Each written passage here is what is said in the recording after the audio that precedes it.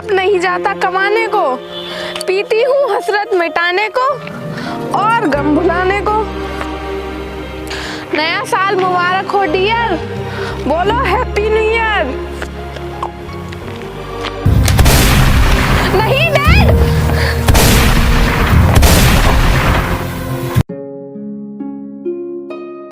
सुनो बेटी, आज कहीं जा रही हो क्या? हाँ डैड, मेरे दोस्तों ने क्रिसमस पार्टी रखी है, मैं वहीं जा रही हूँ। बेटी, अब हम पहले जैसे अमीर लोग नहीं रहे, जरा सोच समझ कर खर्चा किया करो।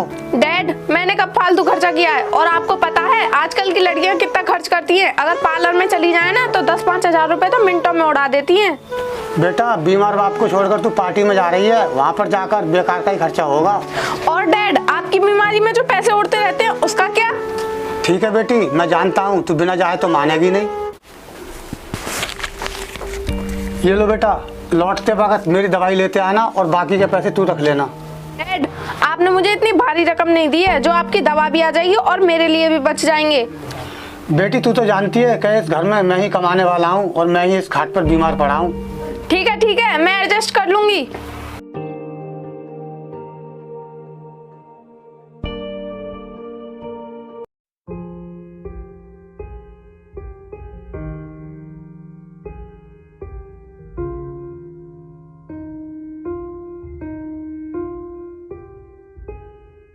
घर में नहीं है खाने को, बाप नहीं जाता कमाने को, पीती हूँ हसरत मिटाने को और गम भुलाने को।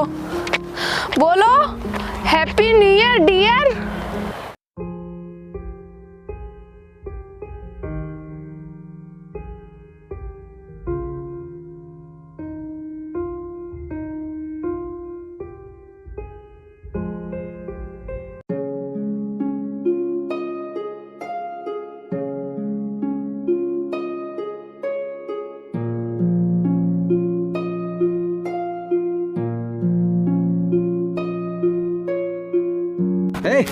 ये क्या हालत बना रखी है? ए वर्दीधारी, डोंट टच मी। तूने मुझे टच कैसे किया? ये क्या हरकत है? दारू पी रखी है, शर्म नहीं आती तुम्हें? ओए, कैसी शर्म? दुनिया में एंजॉय सिर्फ तुम लड़के लोग ही कर सकते हो क्या? जब लड़के पीते हैं तब तुम्हारी शर्म कहाँ जाती है? मेरे को क्या मालूम। सीधी तरह बताती है तुझे ले जाकर थाने में बंद करूं? मेरा घर इस तरफ है और उसमें एक बीमार बुड्ढा रहता है। ठीक है, मेरे साथ बाइक पे बैठो।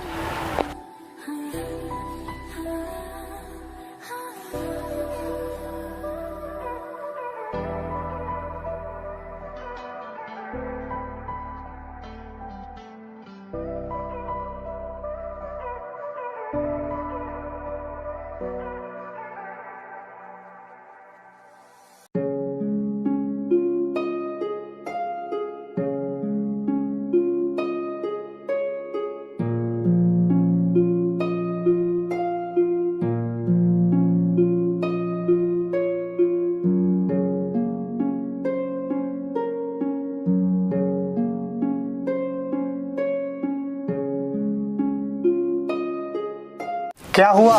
कोई उल्टी सीधी हरकत की क्या इसने? अंकल, ये सड़क पर दारू पीकर घूम रही थी, ऐसे में ये किसी बड़ी दुर्घटना को अंजाम दे सकती थी। इसीलिए मैं इसको पार्टी में नहीं भेज रहा था। मैंने दवाई मंगवाई थी, तू लेकर आई है नहीं? ए बुढ़ाओ, बुढ़ापे में दवाई खाकर क्या करेगा तू? मुझे लगा कि बुरे वक्त में आकर लड़के माँ बापों का साथ छोड़ देते हैं, लेकिन तुमने भी ये साबित कर दिया कि लड़की भी कम नहीं होती किसी से। मेरे से फालतू बकवास मत कर बुड्ढे, तेरी दवाई में मेरे बहुत पैसे खर्च हो चुके हैं, अब मुझे एंजॉय करने दे। बेटी, अब भी वक्त से सुधर जा और तुझे मेरी बात उस दिन समझ में आएगी जिस दिन मैं इस दुनिया में नहीं रहूंगा। बहुत सुन ली तेरी बकवास बुड्ढे। अपने बाप को इस तरह बोलते हुए तुम्हें शर्म नहीं आती? इन्होंने तुम्हें पाल पोस कर इतना बड़ा कर दिया और तुम इनका ये सलाह दे रही हो? आजकल तो लोग लड़के को पैदा होते ही कचरे में फेंक देते हैं, फिर भी इन्होंने तुझे पाला है, कम से कम इसकी तो शर्म कर। तो कोई एहसान किया है क्या इन्होंने मेरे ऊपर? दुनिया में सभी माँ बाप अपने बच्चों को पालते हैं।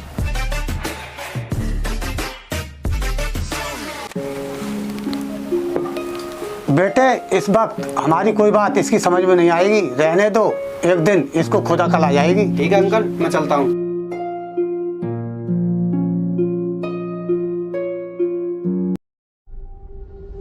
ओ डैड, ये क्या ड्रामा है? बेटी, भगवान के लिए 1 मिनट मेरी बात सुनो। ठीक है, लेकिन सिर्फ 1 ही मिनट। बेटी, मेरी अंतिम इच्छा है कि मेरे जीते जीते ही तू अपना घर बसा ले। हाँ, बसा लूंगी घर, बस। और कुछ? बेटी, हमारा एक छोटा सा होटल है, मेरे बीमार रहने से वो बंद हो गया है। अगर तू उस पर ध्यान देगी तो हमारी पैसों की समस्या दूर हो जाएगी। मेरे पास इतना फालतू टाइम नहीं है डैड। तुमने बीमार होकर मेरे लिए एक समस्या और खड़ी कर दी। बेटी सुन तो सही, मैं तेरे भले के लिए कह रहा हूँ। ये बुढ़ा ना तो ठीक हो रहा है और ना ही मर रहा है। क्या करूँ मैं इसका? यार तुम इतनी परेशान क्यों बैठी हो? मुझे बताओ तुम्हारी परेशानी की वजह क्या है? मेरी परेशानी की वजह है मेरा बीमार बाप। अगर वो मर जाए तो मेरी सारी समस्या दूर हो जाए। अरे यार अपने बाप के बारे में कम से कम ऐसा तो मत बोलो।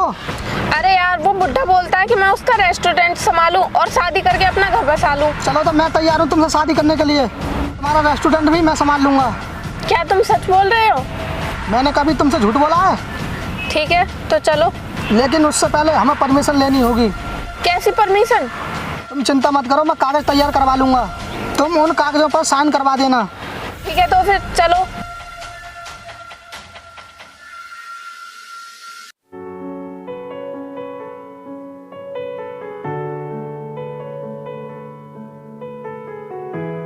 डैड देखो, तुमसे मिलने कौन आया है। कौन है ये लड़का? डैड, तुम चाहते थे ना कि मैं शादी करके अपना घर बसा लूं। ये मुझसे शादी करना चाहते हैं।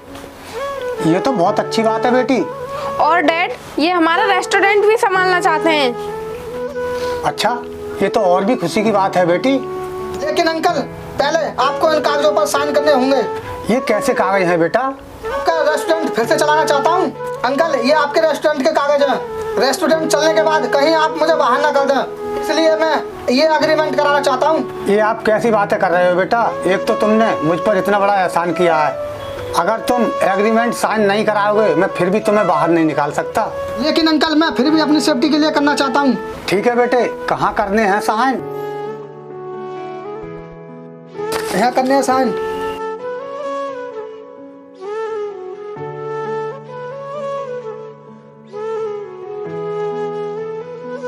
ले लीजिए बेटे।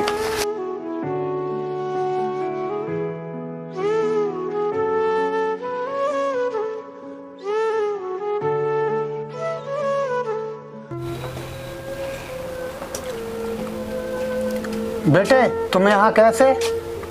भगवान इंसान को बे औलाद कर दे मगर ऐसी औलाद ना दे। बेटे आप ये कैसी बात कर रहे हो? आज तो मेरे लिए बहुत खुशी का दिन है। आज मेरी बेटी ने मेरी बात मान ली है। खुशी का दिन नहीं, बहुत दुख का दिन है आपके लिए। अंकल, मैं आपको और इस लड़की को इस घर से निकालने आया हूँ। निकालने आए हो? लेकिन क्यों? हमने तुम्हारा क्या बिगाड़ा है? मेरा तो कुछ नहीं बिगाड़ा और ना ही मैं अपनी मर्जी से तुम्हें निकालने आया हूँ। मुझे ऊपर से ऑर्डर मिले हैं कि आपका घर और आपका रेस्टोरेंट किसी और के नाम हो गया है। लेकिन ऐसा कैसे हो सकता है? जब ऐसी नालायक औलाद घर में हो तो कुछ भी हो सकता है। इसने उस लड़के के साथ मिलकर आपका सब कुछ छीन लिया है। नहीं, ऐसा कैसे हो सकता है? लेकिन मैंने तो ऐसा कुछ भी नहीं किया है और मुझे तो कुछ पता भी नहीं है। ये देखो कागज, और इस पर आपके पिताजी के साइन भी हैं।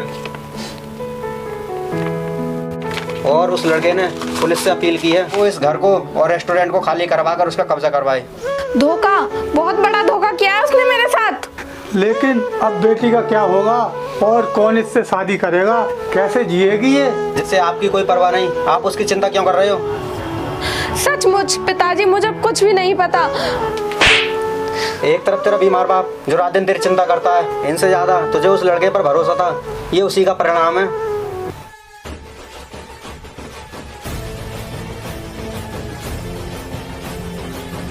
क्या हुआ दरोगा साहब?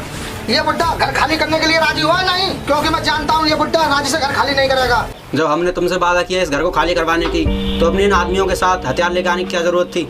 तो फिर तुझे पुलिस से मदद मांगने की क्या जरूरत थी? खुद ही खाली करवा लेता। जरूरत से ज्यादा बोले यार दरोगा।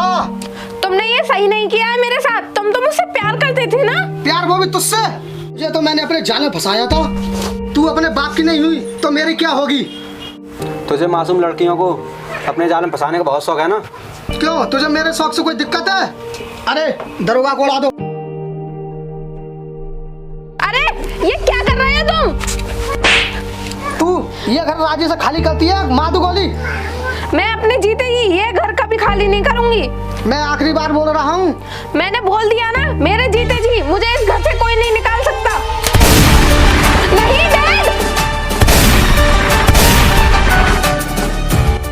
डैड, डैड तुम्हें कुछ नहीं हो सकता। डैड तुमने मुझे कितना समझाया था, लेकिन मैंने तुम्हारी एक बात नहीं मानी। डैड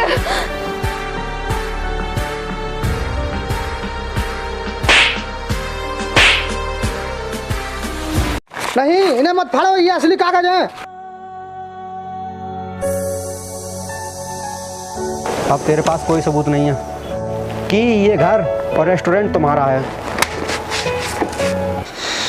बेटी तुझे अकल आने में बहुत देर लग गई, पर मेरे पास टाइम अब बहुत कम है। डैड आप मुझे कभी माफ मत करना। आपके इस हालत की जिम्मेदार मैं ही हूँ। मैंने आपकी कभी कोई बात नहीं मानी और हमेशा आपको बोझ समझती रही, और आपके कमाए हुए मेहनत के पैसों को हमेशा दारूबाजी में उड़ाती रही। बेटी मुझसे तू एक वादा कर। हाँ बोलो डैड।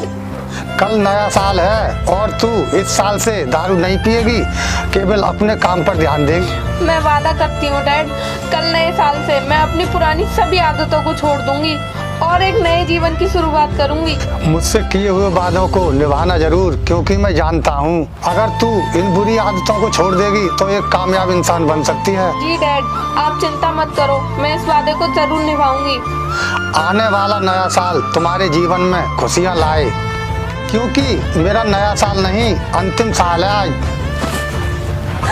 डैडी आपको